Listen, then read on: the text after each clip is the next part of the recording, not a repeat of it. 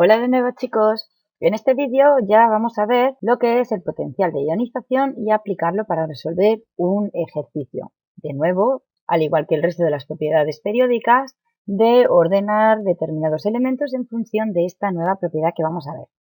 El potencial de ionización se define como la energía que es necesario suministrar a un mol de átomos de un determinado elemento, pues un elemento A, un elemento que va a estar en estado gaseoso, por tanto, le suministraremos esa energía con el fin de liberar un mol de electrones, quedándose, por tanto, este elemento como un ion monopositivo. Y esta sería, aquí tendríamos un mol de átomos de ese elemento, y esa sería la energía que vamos a llamar potencial de ionización o también energía de ionización. Lo vamos a encontrar en los libros de texto de las dos maneras. Este mol de electrones realmente se trata de los últimos electrones que entran a formar parte de la corteza electrónica de ese átomo. Por tanto, vamos a quedarnos con eso, que ese electrón que se va a liberar va a ser el último electrón de la corteza o de la capa de valencia de ese átomo. Por tanto, tendremos que ver esa tendencia en función de lo enganchado o no enganchado que esté ese electrón al átomo. Vamos a ver en primer lugar la tendencia a lo largo de un periodo, que es lo que siempre vemos, de una fila. A lo largo del periodo el nivel permanece como siempre constante. Sin embargo, la Z va aumentando y, consecuentemente, va aumentando la carga nuclear efectiva que tanto hemos visto en los vídeos anteriores. Por tanto, como consecuencia de ese aumento de la carga nuclear efectiva, ese mol de electrones que vamos a arrancar está fuertemente ligado al átomo y, por tanto, cuanto mayor número atómico tenga, si yo me desplazo hacia la derecha a lo largo de ese periodo, el potencial de ionización va a aumentar. Precisamente por eso aumenta la carga nuclear, aumenta la carga nuclear efectiva y cuesta más arrancar ese mol de electrones.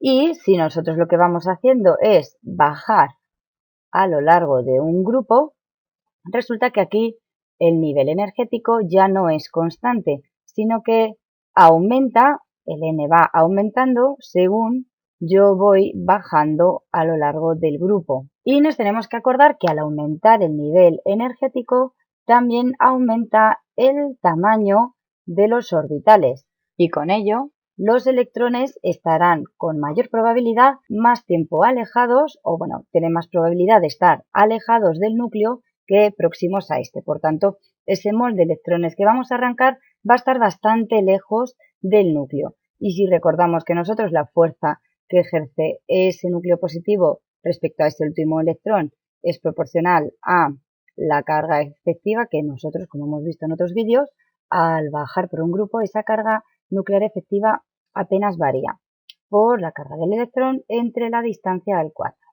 Por tanto, como el tamaño del orbital aumenta, este electrón está más alejado, por tanto aumenta esa distancia y esa fuerza que lo liga al núcleo es mucho más pequeña. Por tanto, no costará tanto arrancar ese mol de electrones del átomo neutro. Consecuentemente, vamos a ver, al bajar por un grupo, el potencial de ionización disminuye.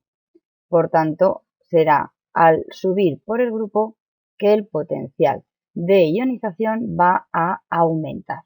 Por tanto, entre este y este ya podemos construir esa regla general. Tenemos aquí el potencial de ionización y este recuadro va a simular la tabla periódica y aumenta de abajo a arriba en un grupo y de izquierda a derecha por un periodo. Si os acordáis, con el radio atómico pasaba al revés, que crecía en este sentido. Pero en el potencial de ionización, sobre todo al avanzar por un mismo periodo, nos vamos a encontrar con excepciones. Estas excepciones son, por ejemplo, la primera que vamos a ver, que va a ser del paso del berilio al boro y del magnesio al aluminio. Por tanto, vamos a estudiar solamente del berilio al boro, ya que se trata de la misma excepción para esos dos elementos, ya que realmente pasamos de una configuración NS2, en el berilio será 2S2, a una configuración en el boro de 2S2, 2P1, a partir de ese gas noble en la configuración electrónica abreviada.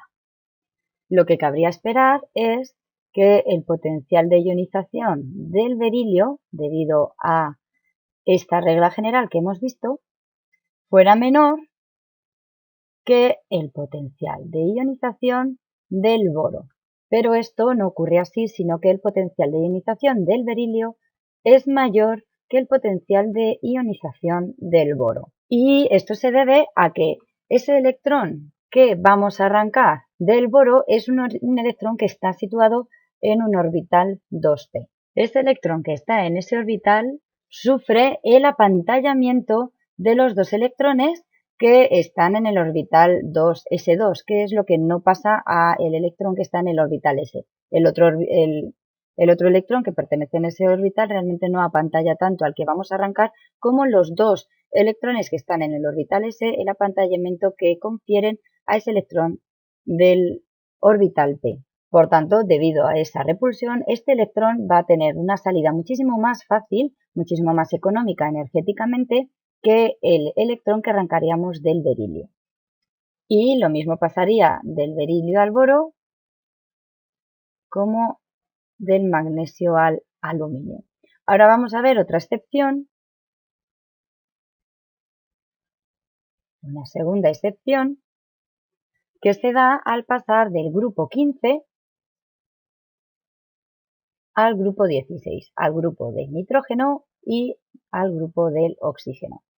Bien, vamos a estudiar el paso del nitrógeno al oxígeno, pero que sería lo mismo que el paso del fósforo al azufre, etcétera, etcétera. Sería de este grupo al este otro. Al pasar del nitrógeno al oxígeno, podríamos esperar que, siguiendo esa regla general, el potencial de ionización para el nitrógeno fuera menor que el potencial de ionización para el oxígeno debido a ese aumento de la carga nuclear efectiva, como hemos visto que es la regla general. Pero lo que realmente pasa es lo mismo que arriba, que el potencial de ionización para los elementos del grupo 15 va a ser mayor que para la de los elementos del grupo 16.